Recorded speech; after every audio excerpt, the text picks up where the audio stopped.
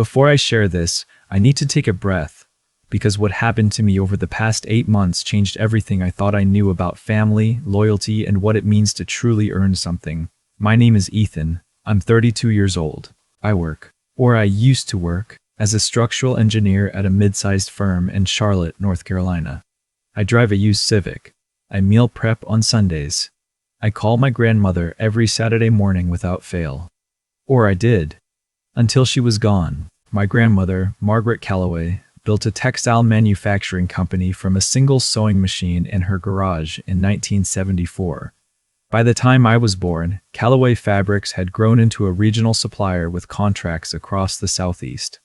By the time I turned 20, it had expanded nationally. By the time she passed away this past January, the company, along with her real estate holdings and investment portfolio, was valued at just over $400 million. I want you to sit with that number for a moment. $400 million. And I want you to understand something clearly. I never once thought any of it would come to me. My grandmother had 2 children, my mother Diane and my uncle Robert. My mother married my father Glenn 28 years ago. My uncle married his wife Patricia around the same time. Between both branches of the family, there were 5 grandchildren. I was the second oldest. I was also, apparently, the only one who ever actually showed up. Not to be harsh, but let me explain what I mean by that. Every Saturday morning, without exception, from the time I was 19 years old until the week she passed, I called my grandmother. When I was in college, I drove 2 hours each way to have lunch with her once a month. When I started working in Charlotte, 3 hours from her home in Nashville, I still came up every 6 weeks. I helped her navigate her iPad. I sat with her through 2 knee surgeries. I drove her to her cardiologist appointments when her regular driver was unavailable. I listened to her stories about the early days of the company, about my grandfather who died before I was born, about the mistakes she made and the lessons she carried. I didn't do any of this because I expected something. I want to be absolutely clear about that. I did it because she was my grandmother and I loved her. She was sharp and funny, and she had a way of looking at you like she was reading your whole soul and deciding whether you were worth the trouble. Apparently, she decided I was. The rest of the family visited on holidays. Sometimes, my mother called maybe once a month, usually to complain about money. My uncle Robert stopped by a few times a year, typically around her birthday or Christmas, usually with some kind of business proposal he wanted her to consider. My cousins were largely absent. My father, Glenn, had never been particularly close to her. She'd made no secret of the fact that she found him loud and self-important. None of this seemed to matter until the morning of January 14th, when Margaret Calloway passed away peacefully in her home at the age of 81, with her housekeeper and her cardiologist present, and me sitting beside her holding her hand. I had driven up the night before. Her doctor had called me, not my mother, not my uncle, because my number was listed as the primary contact. I sat with her through the night. She didn't say much. At one point, she squeezed my hand and said, "You're a good man, Ethan. Don't let them tell you otherwise." I didn't know what she meant then. I do now. The funeral was 4 days later. The family gathered at the house in Asheville, a beautiful old Victorian on 3 acres that my grandmother had owned for 40 years. My mother and father flew in from Raleigh. My uncle Robert and Aunt Patricia drove down from Knoxville. The cousins arrived in pieces. Everyone was dressed appropriately. Everyone said the right things. And then, 2 days after the funeral, we all sat in the conference room of a law firm downtown called Hargrove and Mills, and a man named David Hargrove opened a folder and began reading my grandmother's last will and testament. I remember the exact quality of the light in that room. It was gray and flat, filtered through frosted windows. There were 8 of us around the table. A pitcher of water no one touched. Mr. Hargrove read through the standard language. He noted the charitable donations, substantial ones, to a local arts foundation and a women's business organization my grandmother had supported for decades. He noted several personal bequests to longtime employees and her housekeeper, and then he paused. He looked up over the rim of his glasses, first at me, then at the rest of the table. He said that the entirety of the remaining estate, Calloway Fabrics, the real estate portfolio, the investment accounts, the Asheville property, had been left without division to me, to Ethan James Calloway Moore. I heard my mother make a sound I had never heard from her before. I heard my uncle say, "Excuse me," very quietly, the way people say it when they are not actually asking you to repeat yourself. I sat completely still. Mr. Hargrove continued reading. My grandmother had included a letter, which he offered to read aloud. My uncle said yes before I could say anything. The letter was 2 pages. In it, my grandmother explained her decision with the same directness she brought to everything. She wrote that she had watched her family for many years. She wrote that she had seen who showed up and who didn't. She wrote that wealth passed to people who haven't earned the character to carry it, tends to disappear, and worse, tends to damage the people who receive it. She wrote that she loved all of her children and grandchildren, but that love and inheritance were not the same thing. She wrote that Ethan had shown her, consistently and without expectation of reward, the kind of integrity she had spent her life trying to build into her company. She wanted that integrity to continue. She ended the letter with a line I will carry for the rest of my life. She wrote, "The company was never about the money. It was always about what you build, and why, and who you become in the process." The room was silent for a long moment after Mr. Hargrove finished. Then my Uncle Robert cleared his throat and said, "There must be an earlier version." Mr. Hargrove said there was not. My father, my own father, leaned across the table toward me and said, "You need to think very carefully about what you do next." I looked at him. I didn't say anything. My mother was crying, though I wasn't sure it was grief. We filed out of the conference room without speaking. In the elevator, my Aunt Patricia stood next to me and stared at the doors and said, very quietly, "This isn't over." I drove back to Charlotte that evening. I sat in my apartment and looked at the wall for a long time. I called my best friend, Marcus, who had known my grandmother and who did not say anything stupid or congratulatory. He just said, "I'm sorry about Margaret, and I'm sorry about your family." That felt like the right response. The call started 2 days later. My mother called first. She was calm in a way that felt rehearsed. She said she had spoken with a family therapist, which I doubted, who had suggested that perhaps a conversation was needed before any decisions were made. She said she wasn't asking for everything, just for what was fair. She said my grandmother had clearly been influenced in her final years, that her judgment may not have been sound, that spending so much time alone with one family member wasn't healthy. I said she wasn't alone. She had a full staff, a doctor, a financial advisor, and a lawyer who drafted that will 2 years ago. My mother said, "Ethan, I'm your mother." I said, "I know. I'm not contesting the will, Mom." She hung up. My Uncle Robert called the next morning. He was less calm. He said that my grandmother had built that company as a family legacy and that I had no right to take it for myself. He said that I had maneuvered my way into her good graces, his exact words, while the rest of the family had simply given her the space she claimed to want. He said she had always been stubborn and that the will was a reflection of that stubbornness, not of any real judgment. I said, "She was 81, not senile. Her doctor will confirm that." He said, "We'll see what the courts say." That was the moment I understood this was no longer just a family disagreement. I called Mr. Hargrove that afternoon. He was unsurprised. He told me the will was ironclad, drafted 2 years prior, witnessed properly, and accompanied by a physician's letter confirming my grandmother's mental competency at the time of signing. He told me to document every conversation with family members going forward. He told me not to sign or agree to anything. I also called the head of operations at Callaway Fabrics, a woman named Sandra Chen who had worked for my grandmother for 19 years. I had met Sandra several times over the years. She was steady and direct, and she had clearly loved my grandmother. Sandra said, "I figured it was you. She talked about you more than you probably realize." I asked if the company was stable. She said, "For now. But people are watching." I knew what she meant. Word travels fast in the industry.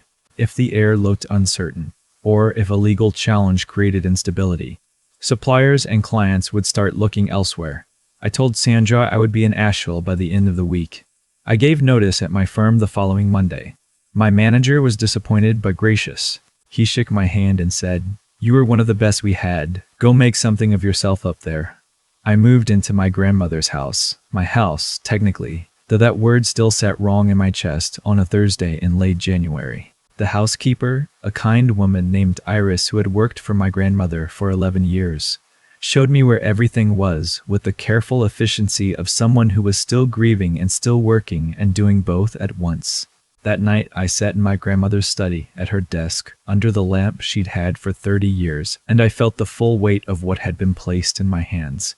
2 days later, my parents showed up unannounced. I heard the car in the driveway and looked out the window. My mother and father, together, walking toward the front door like they owned the place. They did not own the place. I let them in. We sat in the front room. Iris quietly disappeared. My father did most of the talking. He had a way of speaking in business terms when he wanted to feel authoritative. He referenced fiduciary responsibility and family equity, and what your grandmother would have wanted long term. He said that no reasonable person expected me to hand over everything, but that night, that a fair division, perhaps a buyout of the family's rightful share, was the only sensible path forward. He said that otherwise the legal costs alone would drain the estate significantly. I said, "You're welcome to pursue that." My mother said, "Ethan, please." I said, "Mom, I'm not angry, but I'm also not dividing what she chose not to divide." My father stood up. He was a tall man and he'd used his height to intimidate people his entire adult life. He said, "You want to make an enemy of your own family over an old woman's stubbornness?" I stayed sitting. I said, "I want to honor what she built and why she built it. That's all." He said, "You'll regret this." They left. My mother didn't look at me on the way out. The legal challenge came 3 weeks later. My uncle Robert filed a petition claiming undue influence, arguing that I had isolated my grandmother and manipulated her into changing her will. It was, frankly, an insult to her memory, but it was also a real legal action that required a real legal response. Mr. Hargrove assembled a defense that I found both thorough and somewhat remarkable. There were records of my visits, Iris's employment logs, my grandmother's own calendar, phone records. There was the physician's letter. There were 2 years of emails between my grandmother and her attorney discussing the will, none of which mentioned me pressuring her in any way. There was testimony from Sandra, from Iris, from my grandmother's cardiologist, and from 3 longtime friends of hers who had watched our relationship for years. There was also something I hadn't known about until Mr. Hargrove mentioned it in a meeting 6 weeks into the process. My grandmother had kept a journal, not a personal diary, more of a running record. She had done it for years, apparently. Notes on the company, on decisions she was considering, on people she was watching. Mr. Hargrove had found it in the study, in the locked bottom drawer of the desk I'd been sitting at every evening.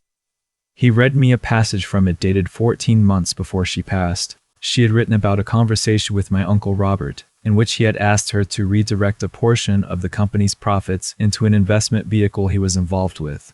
She had declined. She had written, "Robert sees the company as an inheritance. He has never once asked how it runs." Ethan asked me last week about the supply chain restructuring we did in 2018. He wanted to understand the decision, not the outcome. There were other passages. One about my mother calling to discuss the estate situation while my grandmother was recovering from her second knee surgery. One about my father making a comment at Thanksgiving about when all this eventually gets sorted out, referring to her assets while she was sitting right there. And one, dated 8 months before she passed, that simply said, "I know what I'm doing. I've always known what I'm doing. Ethan will be fine." The legal challenge was withdrawn 4 months after it was filed. My Uncle Robert called me the day after. I expected anger or continued threats. Instead, he was quiet. He said, "I want you to know I don't hate you." I said I didn't hate him either. Neither of us said anything else of substance, but it felt like the first honest exchange we'd had in years. My father did not call. My mother called 3 weeks later. She didn't apologize. Exactly. But she said she had been thinking and that she missed her mother and that she wasn't sure she'd handled any of this well. I told her I wasn't sure either of us had. We talked for 40 minutes, which was longer than we'd talked in years, and about things that actually mattered. It wasn't fixed, but it was a start. Sandra had kept the company steady through all of it. I spent those 4 months learning everything, sitting in on operations meetings, going over financials with the CFO, visiting the manufacturing facilities, talking to the people who had built their livelihoods inside what my grandmother had built. There were 83 full-time employees. Most of them had known Margaret Calloway personally. On my first real day in the building, an older man named Frank, who ran one of the cutting floors and had been with the company for 22 years, stopped me in the hallway and said, "She told us about you, said you were the real thing." He didn't say anything else. He just nodded and went back to work. I thought about that for a long time afterward. I don't tell this story to make myself look good. I tell it because I think there's something in it that a lot of people recognize. The specific pain of being part of a family that only shows up when something is on the table. The loneliness of being the one who calls, who visits, who sits in hospital waiting rooms, who actually wants to know how someone is doing rather than what they're leaving behind. My grandmother saw that. She wrote it down. She made a decision based on character, not blood. And I think about something she said to me once, about 2 years before she passed. We were sitting on her back porch in the evening, and I had asked her whether she ever regretted not retiring earlier, not traveling more, not handing the company off sooner and letting herself rest. She looked at me for a long moment. Then she said, "The work was never separate from my life, Ethan. It was my life." The question was always whether I was building something worth passing on. I didn't understand what she meant then. I was 30. I thought she was talking about the company. Now I run that company. I sit at that desk. I make decisions every day that affect 83 families, and I try to make them the way she would, with the full weight of the responsibility and the full commitment to what it means to build something rather than simply inherit it. And every Saturday morning, I still make a call. These days, I call my mother. It's not perfect, it's not healed, but it's something. And I think that's what she was trying to tell me all along. Not that integrity is rewarded, though sometimes it is. But that integrity is the thing you carry with you regardless. It's the reason you show up on a Saturday when no one is watching. It's the reason you sit beside someone in the dark and hold their hand without needing anything in return. It's the only inheritance that actually lasts. If you've been the one in your family who shows up, who calls, who sits in the waiting room, I see you. Keep going, not because of what you might receive, but because of who you're becoming in the process. That's everything. Thank you for listening. I've thought a lot about why my grandmother chose me, not in a self-congratulatory way, more like trying to understand a responsibility clearly so I don't carry it wrong. The easy answer is that I showed up. But I think the real answer is deeper than that. I showed up without an agenda. There's a difference. Plenty of people show up when there's something to gain. What my grandmother was watching for, what she wrote about in that journal I didn't even know existed, was whether I showed up when there was nothing on the table, when she was recovering from surgery and couldn't do anything for me, when she was tired and just wanted someone to sit with her and talk about the old days, when calling on a Saturday morning was just a habit, not a strategy. That's not luck. That's a choice you make repeatedly over years, without knowing whether it matters to anyone but you. And here's what I've come to believe. The choices you make when no one is watching are the ones that actually shape who you are. Ethan didn't become someone his grandmother trusted because of one dramatic moment. He became that person through 100 ordinary Saturday mornings, through 2-hour drives for a 2-hour lunch, through sitting in a waiting room reading a magazine while she was in surgery. None of those moments feel significant when you're in them. Together, they become your character. My family made choices too. My mother called when she needed something. My uncle visited when he had a proposal. My father made comments at Thanksgiving about when all this eventually gets sorted out, while she was sitting right there. They weren't villains. They were just people who had decided quietly and without realizing it, that the relationship was transactional, and a transactional relationship can look fine on the surface for a long time, until something reveals what was underneath. That's not punishment from some external force. That's just the natural result of what you've actually built. You tend what you plant. They had planted convenience, and they harvested distance. The hardest part of this story, the part I don't talk about easily, is my father. We haven't spoken since he walked out of that house in Asheville. I don't carry anger about it anymore, but I carry something, a kind of grief for a relationship that was never as solid as I thought it was. And I think that grief is worth sitting with rather than rushing past. Because pretending you're fine when you're not is another kind of dishonesty, and I've had enough of that in my family to last a lifetime. What I know is this: integrity isn't a feeling, it's a practice. It's what you do when it's inconvenient. when it costs you something, when no one is watching and no one will know. My grandmother knew that before I was born. She built an entire company on it, and then she trusted me to carry it forward. I'm still learning what that means every day, but I show up, and I keep the calls. That's enough to start with.